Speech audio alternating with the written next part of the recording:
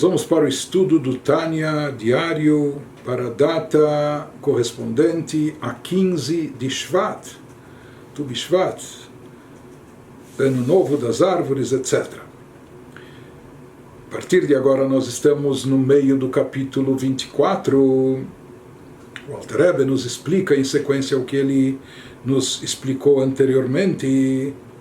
E, na verdade, agora ele vai voltar àquilo que nós começamos a explicar no capítulo 18 ainda. Ou seja, nós lá falamos que através da Havá Mesuteret, através daquele amor dormente, mesmo que é dormente, o amor oculto, que se encontra de forma inata dentro de cada Yehudi, nós falamos que a partir da revelação, trazendo à tona, manifestando, sem precisar criar um novo sentimento, mas simplesmente revelando, trazendo à tona, esse amor inato é muito próximo, se torna muito próximo para nós cumprir Torah e Mitzvot, não só no aspecto prático e verbal, mas até mesmo no nosso coração, no nosso sentimento.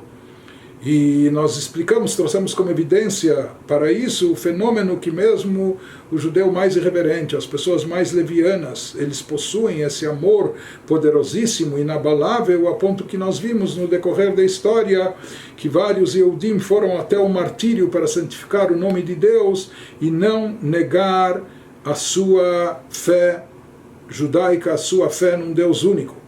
Nós perguntamos, à primeira vista, fica difícil de entender se esse amor se manifesta somente quando uma pessoa é confrontada com uma situação radical como essa, que ele é obrigado a cometer idolatria, mas em relação a outros pecados, aparentemente não se manifesta esse amor, essa emoção tão intensa. Então, no que isso ajuda a pessoa no cumprimento de Torah e Mitzvot, a ponto de torná-lo muito fácil, acessível a todo Yehudi?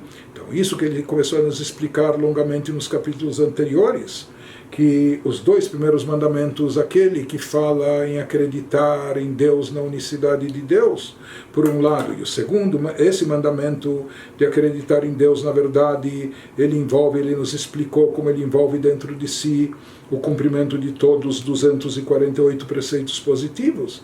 E o segundo mandamento nas tábuas da lei, que proíbe ter outras divindades diante de si, a proibição de Avodah Zarah, de outros deuses, de praticar idolatria.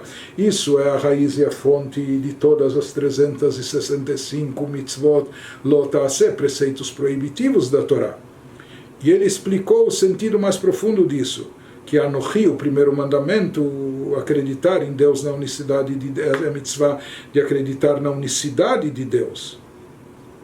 Enquanto que acreditar que não há outra existência qualquer afora de Deus.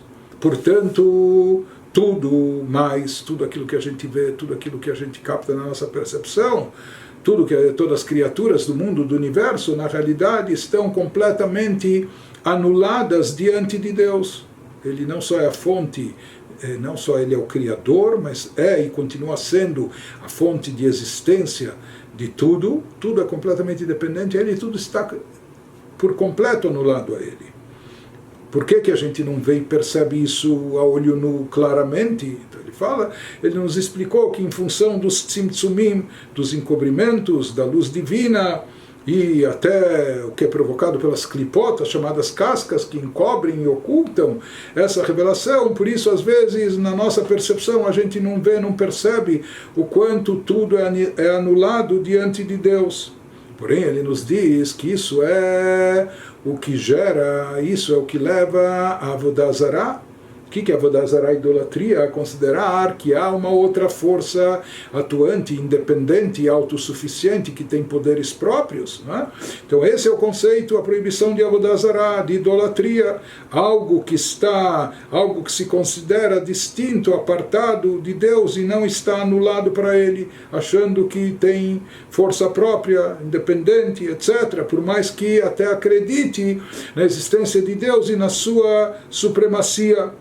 Sobre isso vem o segundo mandamento: não tenha para ti outras divindades, ou não considere outra coisa como um poder próprio independente.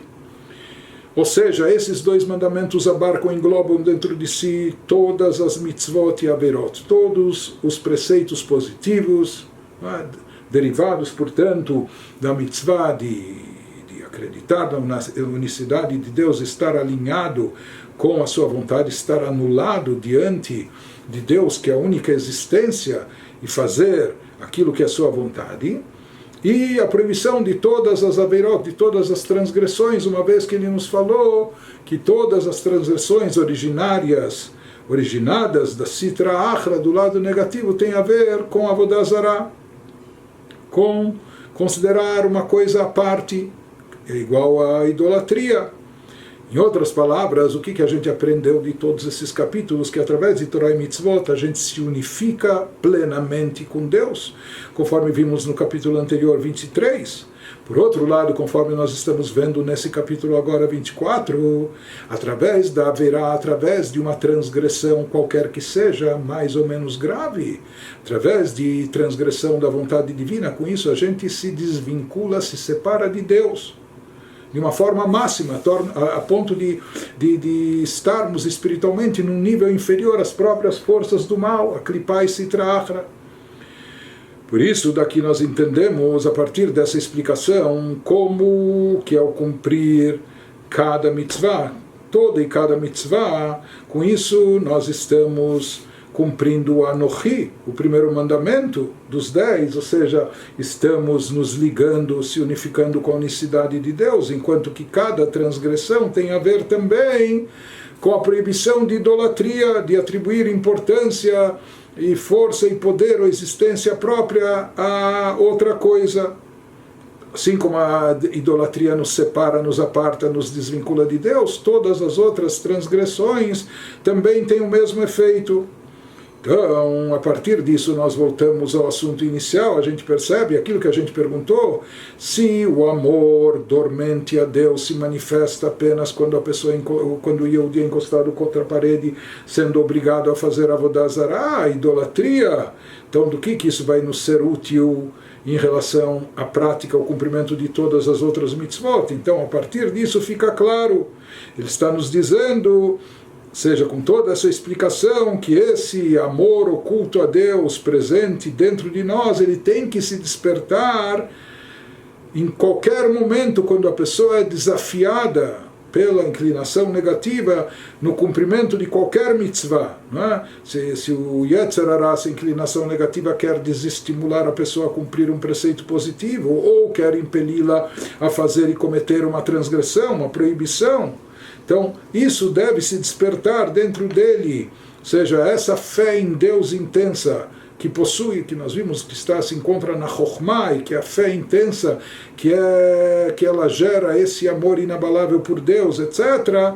Então, da mesma forma que um Yehudi reage com tudo, despertando sua Chokhmah, essa Havá Mesuteret, o amor dormente, quando ele é obrigado a fazer Avodah Zarah, Deus nos livre, quando ele é obrigado a cometer idolatria, agora que se entende que qual o problema da idolatria, que isso separa a pessoa de Deus, agora nós estamos entendendo, ele nos explicou como todo e qualquer pecado também separa a pessoa de Deus. Então, da mesma forma que o amor intrínseco, o amor oculto se desperta com todo o seu vigor quando a pessoa é testada em relação à idolatria, da mesma maneira ele deve reagir assim também e deve despertar esse amor quando ela é confrontada com qualquer pecado e transgressão.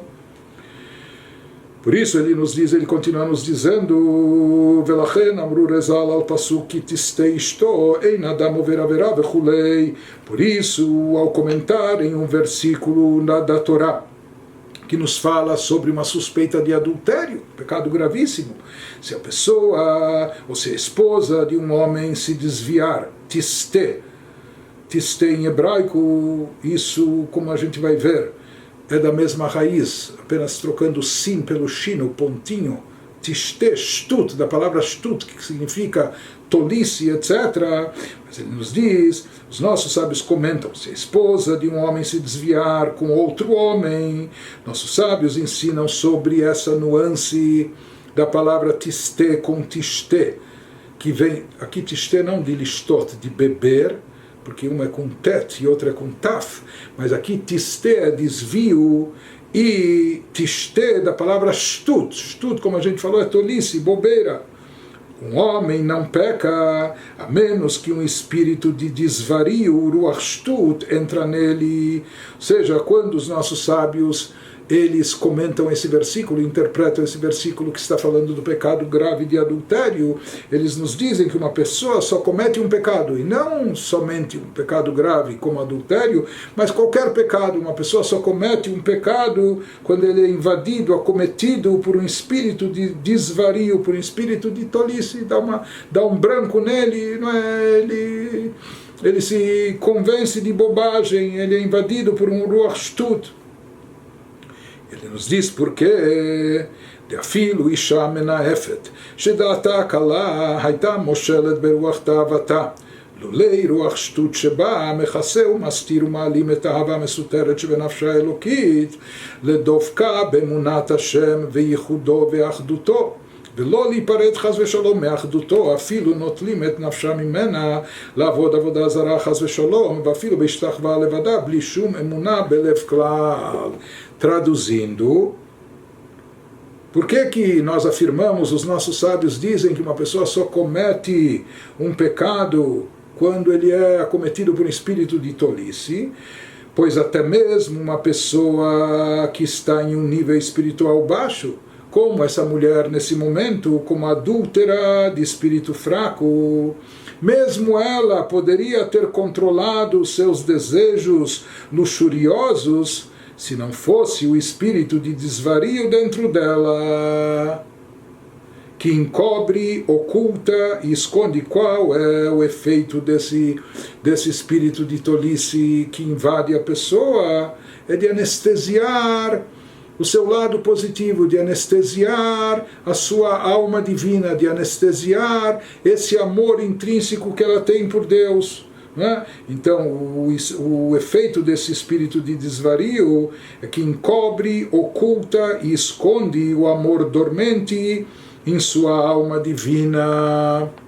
Ou seja, mesmo essa mulher, naquele momento desse pecado tão grave, ela tem amor a Deus, ela tem fé em Deus, ela acredita em Deus e ela também tem amor a Deus. E ela, como qualquer outro pecador em qualquer outra transgressão, pelo amor que a pessoa possui dentro de si a Deus, a pessoa sempre vai querer estar ligada a Ele, não vai querer se desvincular de Deus de forma alguma, mesmo que fosse por algum ato externo superficial, como a gente já comentou num capítulo anterior. Ou seja, mesmo que dissessem para a pessoa, sabe o que? Eu não estou pedindo para você acreditar nessa divindade, apenas se ajoelhe diante dessa estatueta e pronto. Mesmo que se trate de um ato externo, sem qualquer identificação pessoal, sem a pessoa acreditar nisso, etc., um Yehudi, ele vai até o martírio para não fazer uma coisa dessas, até para não dar impressão a outros que ele está renegando a sua fé. Isso que ele nos diz, se revelado então o efeito desse espírito de tolice que invade a pessoa na hora do pecado, é de ocultar o seu amor divino, anestesiá-lo, não permitir que ele se manifeste, porque se revelado, se esse amor se revelasse, esse amor dormente, que na verdade é tão intenso e poderoso, lhe permitiria ligar-se com sua fé natural em Deus, sua não dualidade, sua unicidade de Deus, para não se apartar de sua unicidade, Deus nos livre. Ou seja, se esse sentimento estivesse revelado, viesse à tona, se deixassem ele, se a própria pessoa deixasse ele se revelar, então de forma alguma ele não iria querer fazer nada que o afaste de Deus, nada que o distancie do Criador, nada que o desvincule de Deus, contrariando a sua vontade. Ele de forma alguma não iria querer transgredir, iria querer se manter unificado com Deus, a unicidade de Deus, etc. Ou seja, se pusessem sua fé à prova, pedindo-lhe para adorar ídolos, Deus nos livre, mesmo no caso dessa mulher adúltera, não é? Está cometendo um pecado tão grave, isso não significa que ela não acredita em Deus, ou que ela não tem dentro de si um amor a Deus. Pelo contrário, se pusessem a sua fé à prova, pedindo-lhe para adorar ídolos, Deus nos livre, essa mesma adúltera muito provavelmente resistiria e não cometeria a transgressão de idolatria, ainda que isso lhe custasse a vida. Ela até sacrificaria a própria vida para não praticar, mesmo que fosse aquilo um ato vazio, como a gente falou, como curvar-se diante de um ídolo em que não crê nem um pouco em seu coração, mas nem mesmo isso, nem como um ato vazio, ela aceitaria fazer uma coisa dessas. Então, se ela possui essa fé tão forte dentro de si, se ela possui esse sentimento tão intenso de amor a Deus e não querer se apartar dele, então, puxa, então como ela faz uma coisa dessas? Por que ela comete adultério? Né? Então, isso que ele nos diz, וכל שכן לכבוש היצר ותאוות הניאוף, שהם ייסורים קלים ממיתה שמשמרנו. Certamente, então, ou seja, se ela possui tanta fé, tanto amor a Deus, tanta determinação de não se separar e não se desvincular do Criador, então com certeza, certamente então ela poderia vencer a tentação e o desejo de cometer adultério, que é um tormento menor que a morte, Deus nos guarde. Ou seja, está certo que talvez se ela cometer adultério ela tem muita paixão e tinha muita vontade por aquela pessoa, não é? Mas controlar isso, o que é mais difícil? Controlar esse ímpeto ou Deus nos livre ir até o martírio sacrificando a própria vida? Então, com certeza, se ela tem toda essa fé em Deus e todo esse amor, e ela é capaz, virtualmente capaz, de dar a sua própria vida a Deus, então por que ela não exerce um mínimo autocontrole, se abstendo de cometer um pecado como que ela está cometendo na hora do adultério? Então, se até o martírio ela assume, aceita, recebe sobre si, para não se separar e se apartar de Deus, é muito mais fácil, aqui seria muito mais, exigiria muito menos dela controlar os seus impulsos, suas inclinações, suas paixões, não cometendo adultério. Por que ela não faz isso? E por que ela comete a transgressão, comete esse pecado? Exatamente isso que os nossos sábios dizem, por causa desse ruach shtut, desse espírito de tolice que dá essa injeção de anestesia sobre ela, sua fé e seu amor a Deus. Né? Ou seja, naquele instante que entra nela esse espírito de desvario que encobre e oculta e faz ela esquecer de todo esse amor intenso que ela tem, de toda essa determinação que ela possui, na verdade, de estar sempre ligada a Deus. Mas naquela hora ela não percebe, ela se esquece desse amor intenso que ela tem por Deus, e é por isso, e somente por isso, ou seja, em função dessa anestesia provocada pela tolice, etc., por causa disso, isso oculta, isso anestesia o amor que ela tem por Deus, e é por isso que ela comete a transgressão e o pecado. Porém, isso que ele nos falou, quando chega a hora da verdade, ela é submetida à provação de idolatria, negar a Deus, a unicidade de Deus, etc. Naquela hora ela não tem como racionalizar, ela não tem como justificar esse ato. Né? Naquela hora se revela e brilha dentro dela de forma intensa o amor que estava encoberto, oculto. Porém, naquele momento do adultério, daquela outra transgressão, o problema foi que o espírito de tolice encobriu esse amor a Deus. Então, isso que ele vai nos dizer agora em seguida,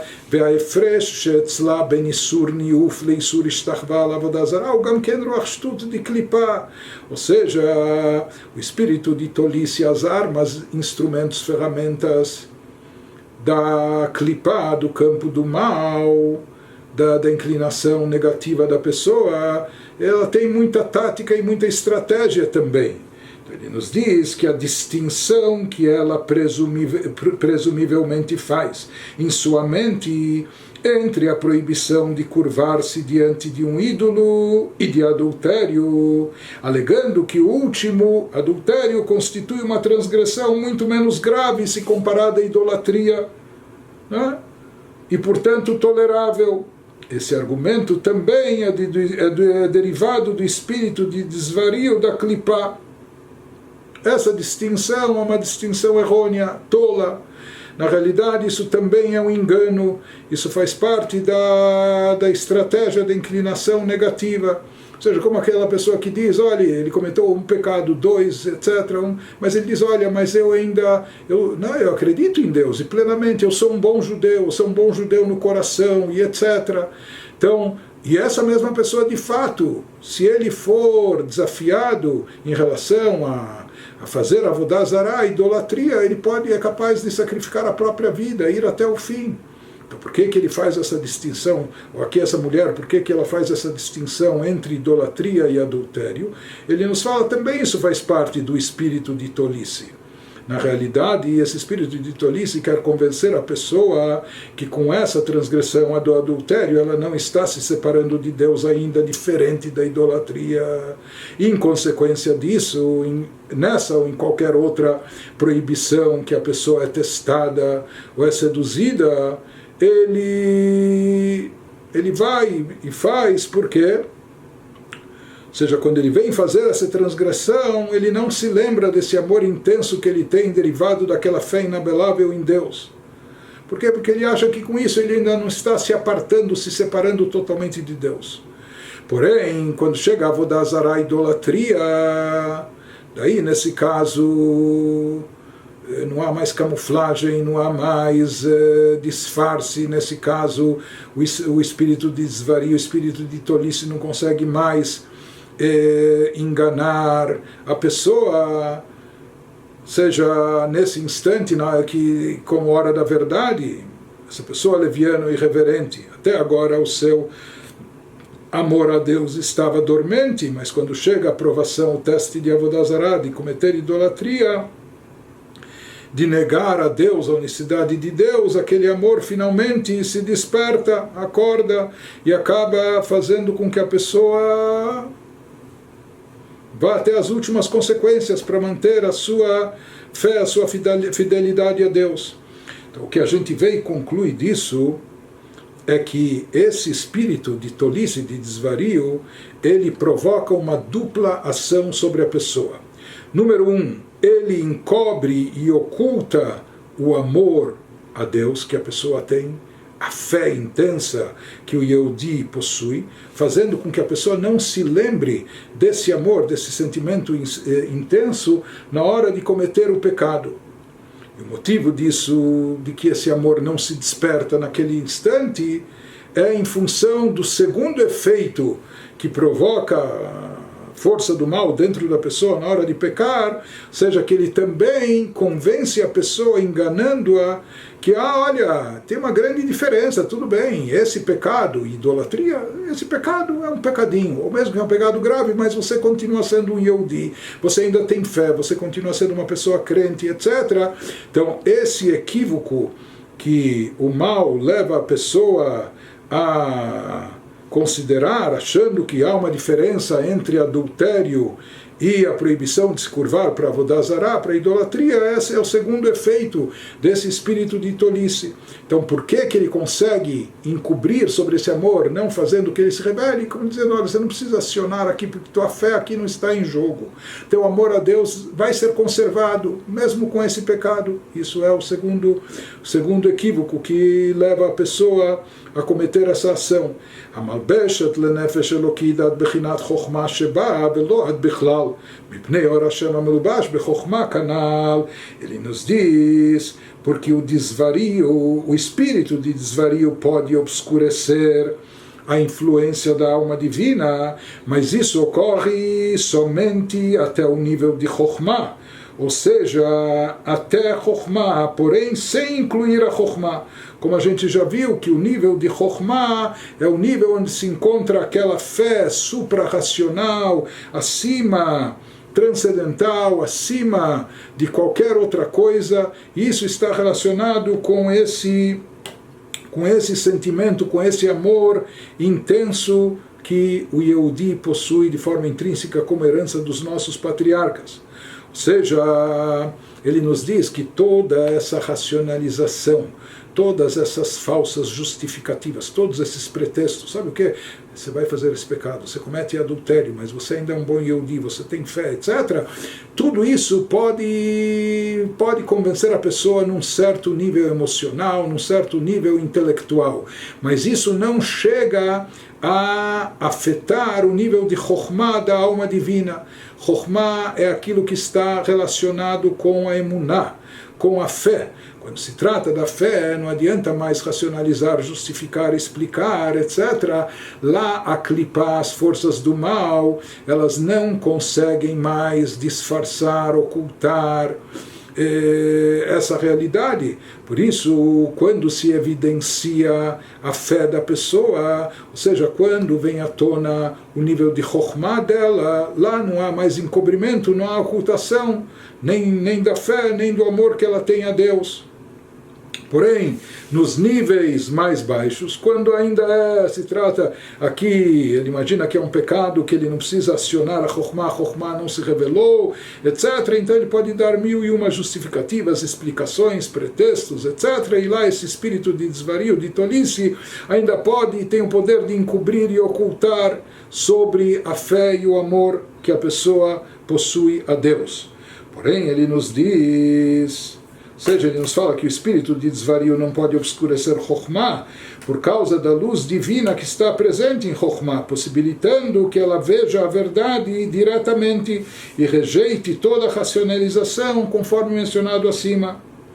Porém, Aval Bemet Lamito, na realidade ele vai nos explicar que a separação e afastamento de Deus ocorre não só através de idolatria, mas como nós falamos, através de todo e qualquer pecado.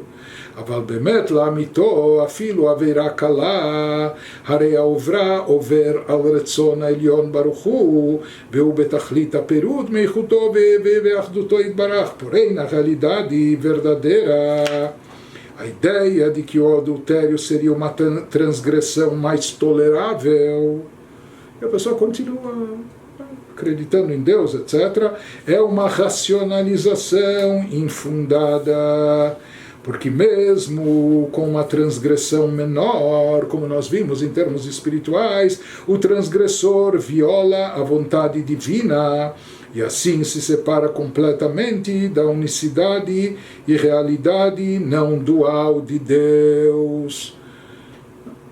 Através de qualquer pecado e transgressão acontece isso. E não só que ele se encontra separado de Deus, como a gente explicou antes também, Yoter misitrach raviklipa nikret elokim acherim vavodah zarah mamash.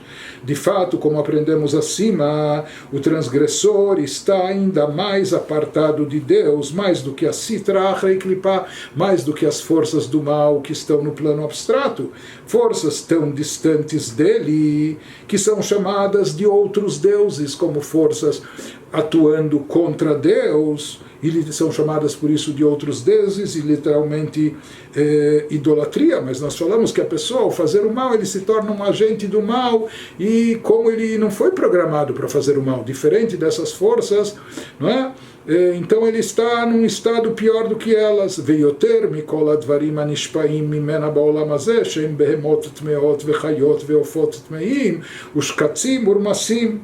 E aqui a pessoa atinge um nível inferior de espiritualidade com o pecado que comete o transgressor também é mais baixo do que todas as coisas que são derivadas da Klipá e Sitra Achra, de que todas as coisas deste mundo que são alimentadas pela Klipá, a saber, animais de rebanho ou selvagens não kasher, aves não kasher, insetos e répteis. Ou seja, todas as coisas impuras e não kasher, que recebem energia da Sitra Achra, essa pessoa que está cometendo pecado e a transgressão, ele se encontra naquele momento num nível inferior e mais baixo do que todos esses seres e criaturas. Ele está mais desvinculado de Deus mais do que a própria Klipá, porque, como falamos, a Klipá, o campo abstrato do mal, ele não transgride a vontade de Deus, ele foi programado para isso. E mesmo esses animais selvagens não kasher, impuros, que são derivados da Klipá, recebem a sua vitalidade das 3 Klipot impuras, ou seja, aqui no caso a pessoa está abaixo deles também. Então ele está nos explicando como a pessoa, na hora de cometer a transgressão, quando ela comete um pecado, ela se encontra num nível mais baixo do que todos os seres e criaturas oriundos da Klipá, do campo das Klipot, das 3 Klipot impuras. Todos os seres e criaturas que existem recebendo a sua energia vital das forças abstratas das Klipot, do campo do mal. Então aqui a pessoa se encontra mais separada, apartada de Deus, mais do que a própria Klipá. Por que, como falamos, a Klipá não é capaz de transgredir a vontade de Deus, de agir contra a sua vontade? Mesmo seres e criaturas como animais impuros, que são derivados das 3 Klipot impuras, então o Yehudi, o ser humano que comete o pecado, ele nesse momento está abaixo da própria Klipá e abaixo de todos esses seres e criaturas.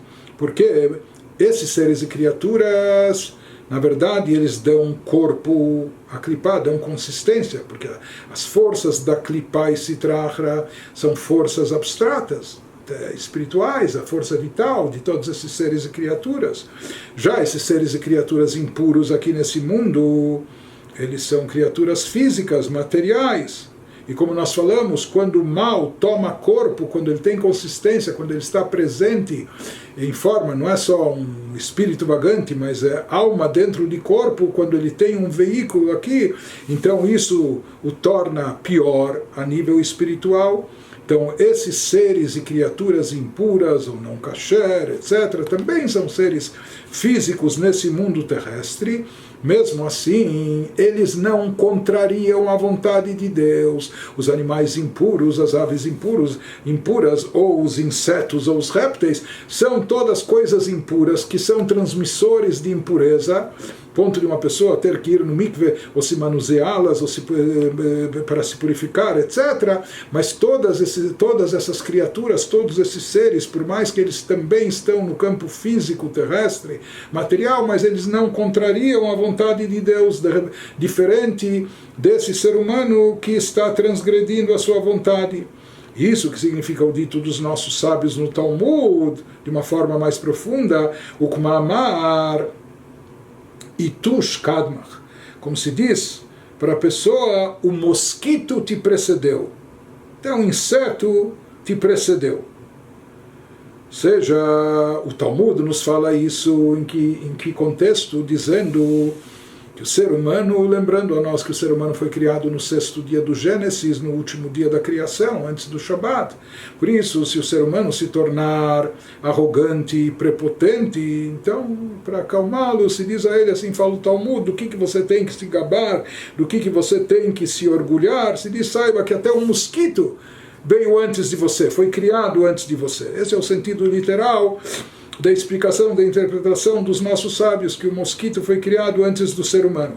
Porém, ele nos fala que há uma dimensão mais profunda espiritual por trás dessa afirmação, e isso se trata de uma precedência não só cronológica, mas também hierárquica, em termos de espiritualidade, Perush, De'afitush shemachnis ve'ino motzi, shehi klipa yoter tachtona urechoka, mibchinat hakdusha mashpat betachlit arichuk, kodemet laish hachote beishtalshelut viridat achayut, miratzon ha'elyon baruch hu. Traduzindo, explicando o que significa, em termos espirituais mais profundos, que o mosquito te precedeu o ser humano, o que significa que até o mosquito é considerado o ser mais egoísta, entre aspas, do reino animal. Por quê?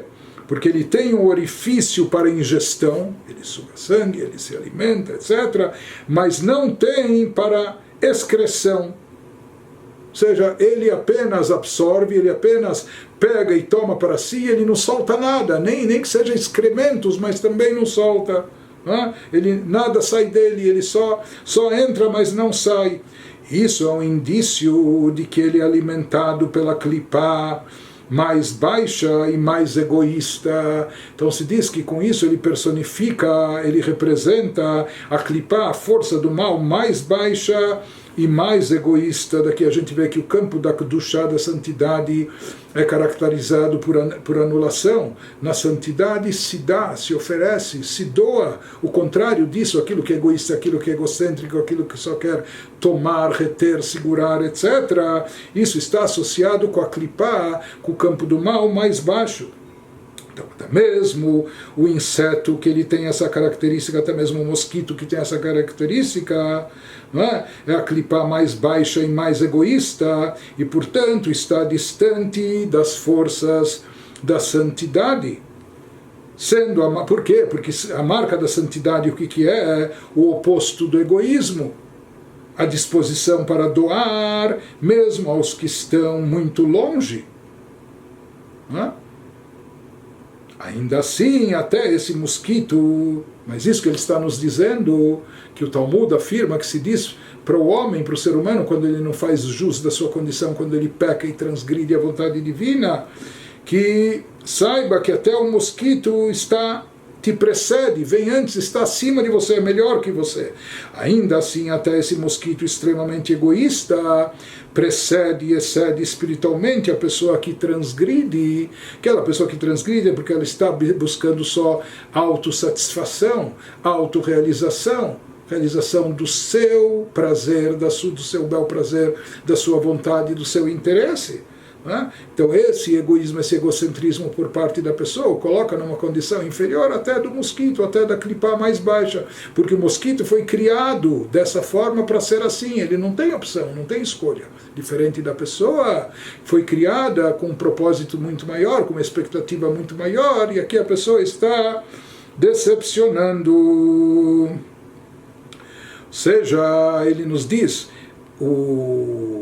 analisando o mosquito, não é? A natureza desse mosquito, que ele apenas absorve a comida e não tira nada de dentro de si, isso indica a sua natureza espiritual também, que ele simboliza, personifica, representa a clipá, ou seja, aquele que só quer sugar, só quer receber e não quer dar nada para ninguém, não quer tirar nada de si. Por isso nem tirar excrementos ele tira. De onde vem o ato de dar e doar? O ato de dar de si, de doar, de compartilhar, isso é um sinal, indicação de bitul, de anulação. Por isso, no campo da Kedushá, da santidade, essa é a característica e marca registrada. A pessoa é anulada a Deus, por isso ela não é tão possessiva e por isso ela é capaz de dar e doar. Então, isso vem do campo da Kedushá, da santidade, que representa a anulação a Deus, como a gente sabe do primeiro judeu, Avraham Avinu, que dava de tudo, do bom e do melhor, para pessoas estranhas que ele nem conhecia. Ele praticava hospitalidade, recebia visitas e oferecia para eles a melhor comida, a melhor bebida, etc. Por quê? Porque Avraham era uma pessoa que tinha um nível elevadíssimo de anulação perante Deus. Já a clipá, o campo do mal, que está representado, simbolizado aqui nesse mosquito, é o contrário. Ele é tão egocêntrico, tão egoísta, e por isso é considerado a clipá mais baixa, que ele só quer receber e não está disposto a dar absolutamente nada. Mesmo assim, se fala que o ser humano que peca, ele é pior do que esse mosquito, porque esse mosquito ainda recebe a sua vitalidade de um nível mais elevado no campo espiritual. Então aqui se explica que não só que o mosquito tem precedência cronológica, foi criado antes do ser humano, mais do que isso, em termos espirituais, mesmo essa criatura com essas características de apenas querer receber e nada dar em troca, não é? Esse nível ainda no plano espiritual, na corrente, na escala de valores espiritual, na hierarquia espiritual, ele ainda está acima do pecador. Nós falamos que essa criatura foi programada para ser assim, diferente do ser humano que não foi, não é, você imagina que ele foi criado só para realizar o seu satisfazer, saciar suas vontades, realizar seus prazeres, buscar a autorrealização, autossatisfação, satisfação pessoal. Então isso é o equívoco. Então ele nos diz que o mosquito precede o transgressor no tocante a quão abaixo e distante da vontade divina se encontra o nível do qual ele recebe sua energia vital. Ou seja, que na hora do pecado, a energia vital, que é derivada, que está vinculada com a pessoa inferior, mais baixa, está associada ao campo do mal, mais do que tudo aquilo que está na clipá, no campo negativo, nos níveis mais baixos, mais inferiores que existe. וכל שכן שאר בעלי חיים הטמאים ואפילו חיות רעות שכולם אינם משנים תפקידם ופקודתו יתברך שמרה רוחם ואף על גב להולכה זה וכולי. Se o transgressor é mais baixo que o mosquito, então ele é ainda mais baixo do que outros membros não kasher do reino animal, do reino suíno, seja em termos de clipá, naquela hora que ele está pecando, ele está mais impuro do que o porco ou de outros animais não kashers ou outras coisas proibitivas ou animais selvagens, não é? Mais até do que os animais ferozes, os quais do ponto de vista espiritual são superiores ao mosquito. Por quê? Porque eles ainda dão, esses outros animais ainda dão alguma coisa de si. Ou seja, eles podem ter ainda cuidar dos seus filhotes, ou algum tipo de... se importam ainda, né? Pode ser com os filhotes ou outra coisa mais, porque exibem bondade, assim como egoísmo. Eles não têm só egoísmo, eles também têm bondade. Essas outras criaturas também são criaturas impuras, proibitivas. Mas se fala que o pecador está abaixo delas, dado que nenhum animal se desvia do papel que lhe foi divinamente atribuído, e sua providência, a providência divina, guarda seu espírito. Os animais, eles são como são, até o animal predador, o animal selvagem, ou o animal não kasher, ou a ave, o que for, eles são como são, porque assim foram criados, e eles estão desempenhando o seu papel para o qual foram criados, mas eles não desobedecem à vontade divina. Mas será que o animal está consciente disso? Que ele é fiel à vontade de Deus? É um animal, ele não tem intelecto, ou o que for. Isso que ele nos diz, embora eles não tenham enxergado, o Talmud nos fala que existe um fenômeno que às vezes a pessoa, e não só a pessoa, a criatura, como ele vai dizer aqui, a criatura animal, talvez a nível consciente, ela não está vendo ou percebendo uma situação, mas o seu lado espiritual, um lado espiritual que existe até mesmo no animal, está percebendo. E por isso ela se conduz assim como está se conduzindo. Então ele nos diz, embora eles não tenham enxergado, ainda que os animais não estejam conscientes de que a providência divina guia todos os seus movimentos, ou seja, a nível, o animal não tem intelecto, não é? E ele não percebe isso a nível intelectual ou o que for, por mais, ou seja, que a providência divina guia os seus movimentos, mas o espírito deles, se diz que mesmo no animal existe uma espiritualidade, o espírito deles tem consciência. Isso é o que nós vemos, o como está escrito no versículo bíblico, o morachem vechitchem yeal kol chayat haaretz, o que perush razal shen chayara moshelet badam, ela im ken nidme la kebehema. Conforme está escrito no Gênesis, haverá medo e pavor de vós sobre todos os animais. Ou seja, que em princípio Deus criou o mundo e a natureza de forma tal que os animais tenham medo do ser humano. Haverá medo e pavor de vós sobre todos os animais selvagens da terra. E como explicaram, às vezes a pessoa é mordida pelo cachorro, ou pior do que isso. Então, como isso acontece? Conforme explicaram nossos sábios de abençoada memória, de fato, assim dizem os nossos sábios no Talmud, que nenhum animal feroz tem poder sobre uma pessoa a menos que ela tenha pecado, que a pessoa tenha pecado, e por isso para ele, para o animal, ela se pareça com outro animal. Ou seja, que o animal só é capaz de atacar uma pessoa quando ele não vê e não enxerga nessa pessoa o ser humano, a criatura humana criada por Deus. Porque se ele enxergasse, se o animal enxergasse e visse naquela pessoa um ser humano, então ele não atacaria. E por isso ele nos diz de fato, והצדיקים שאין צלם אלוקים מסתלק מעל פניהם כל חיות רעות התקפיין כמייהו, כמו שכתוב בזוהר, גבי דניאל בגובה אריות. Quanto aos tzadikim, os justos, pessoas elevadas e espiritualizadas, de cujo rosto, do rosto deles, a imagem divina nunca se retira, ou seja, neles está presente esse conceito que nós falamos que o ser humano foi criado à imagem de Deus, eles mantêm essa imagem íntegra, intacta, ao se conduzir bem e agir de acordo com a vontade divina. Então, em relação a essas pessoas tzadikim, todos os animais ferozes se subjugam em sua presença. Assim explica o Zohar, como consta no Zohar a respeito de Daniel na cova dos leões. O Zohar explica o que aconteceu lá com Daniel quando ele foi jogado na cova de leões, por que ele não foi atacado, porque se diz que os leões, olhando para Daniel, percebiam que ele é um ser humano, que ele é um ser que foi criado à imagem de Deus, porque ele preservou essa imagem de Deus dentro de si, com seu comportamento, com suas atitudes, e portanto os animais, se tinham medo dele, se subordinavam a ele. Por quê? Porque o semblante divino estava presente nele.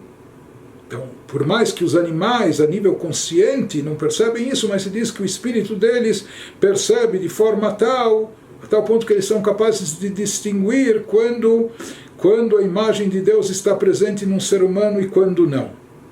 Em outras palavras, com isso tudo ele está querendo nos dizer que até mesmo um animal impuro, um animal predador, um animal selvagem, um animal não kasher, nem mesmo ele é capaz de transgredir a vontade de Deus, e nem mesmo ele é capaz até de atacar uma outra pessoa. Ou seja, se Deus estipulou na Torá que o ser humano vai subjugar os animais cumprem isso, desde que ele perceba que esse é um ser humano que faz jus a essa condição. Então, o que nós entendemos disso? Que o pecador, em contraste, está pior do que os animais impuros. Vem ken achote veover retzono yitbarach afilu beaveira kala beshat maaseu betachlit arichuk mikdusha elyona sheyichudo veachduto yitbarach yoter mikol balei chaim atmeim mushkatzim urmatzim amushpaim esitra achra veklipat avodah zarah. Traduzindo, se é assim que os animais são incapazes de transgredir a vontade de Deus, então o indivíduo que peca violando a vontade divina, mesmo que seja com uma transgressão menor, afasta-se completamente da santidade de Deus, isto é, da sua unicidade não dual no momento do pecado. Ou seja, esse ser humano está mais afastado e apartado de Deus, mais do que todos os animais impuros, animais não kasher, insetos e répteis, que são alimentados pela sitra achra e pela clipá da idolatria, recebem sua energia, sua vitalidade desse campo do mal, da clipá da idolatria. Porém, o ser humano que peca, o pecador, na hora do pecado, com isso ele está contrariando a vontade de Deus, negando a unicidade de Deus de uma forma mais grave do que as próprias klipot e sitra achra, mais do que essas chamadas cascas e idolatria e tudo que é derivado delas, uma vez que elas não transgridem a vontade de Deus, e ele sim está transgredindo.